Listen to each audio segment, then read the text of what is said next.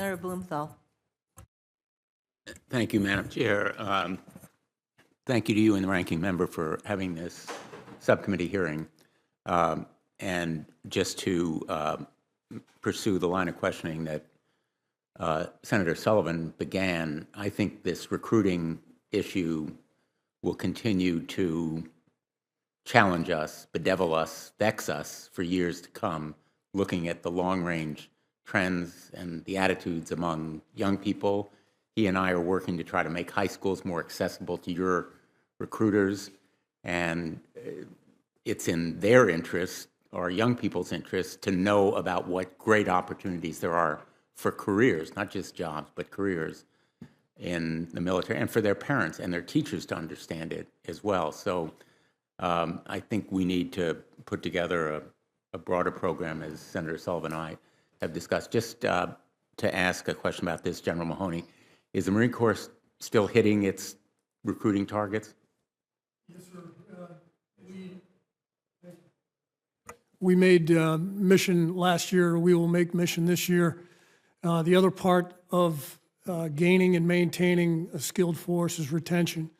And our retention mission is very, very strong this year. For career Marines, we're over 100%, 110%.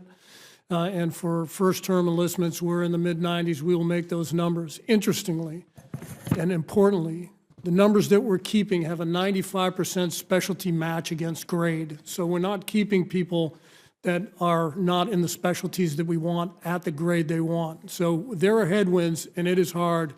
And your recruiting force is out there working hard every day, but we will make mission. I have 3 minutes left. I have a big question, which I would appreciate your answering in writing. What have we learned from Ukraine? If you could give that answer to me in writing, and I wouldn't have time, and I know we'd be putting you on the spot. I would appreciate your addressing that issue to us in writing. Let me ask you, Admiral Kilby, I am intensely interested in submarine production. I know Senator Kane shares that interest. We've reduced, according to the Navy's proposal, the number of submarines per year from 2 to 1. I think that reduction, without any disrespect, is unacceptable. I don't know whether the Navy went along with it. I understand all the complexities of internal consideration. But I know the Secretary of the Navy has focused on workforce as a major constraint.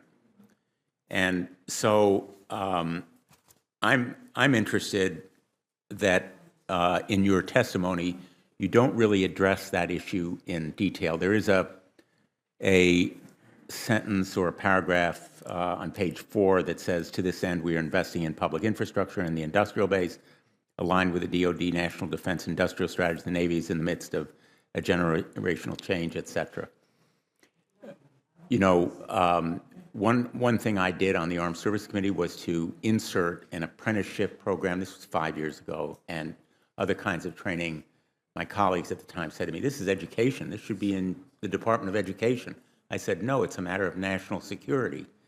And so if that's the constraint on our building 2 submarines a year, we need to do something fairly dramatic about it. And I know you're operating within the DoD National Defense Industrial Strategy, and then the shipyard infrastructure optimization program. But the focus here seems to be mainly on capital investment, recapitalizing dry docks, et cetera. I want to see something on training and, you know, something major, something that meets this moment, because whether it's munitions or artillery or submarines, we have a real challenge ahead. Hey, Senator, thank you. I agree with you. The investments in the submarine industrial base are significant. Thank you for the supplemental. That's $3.4 billion. Our request that you're reviewing now is $2.3 billion in FY25 and almost $9 billion across the fit-up. That's not just buying parts and things. It's workforce development. It's supplier base. It's all the things we think we need to do to bolster that base to produce those submarines. Our goal is to produce a Columbia and 2.3 3 Virginia-class submarines by 2028. In order to do that, we feel we need to make these investments.